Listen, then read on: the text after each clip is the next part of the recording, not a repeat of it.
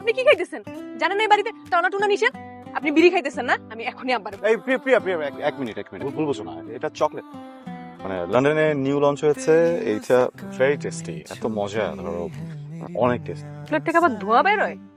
চাতেও তো ধোয়া বের হয়, কফিতে ধোয়া বের হয়, স্যুপে ধোয়া বের হয়, গরম খাবারে ধোয়া বের হয় না। বেসিক্যালি ফ্রোজেন চকলেট থাকে যেটা মেশিন গরম করে দেয় যেন ধোয়া বের হয়। আমি একবার ট্রাই করি।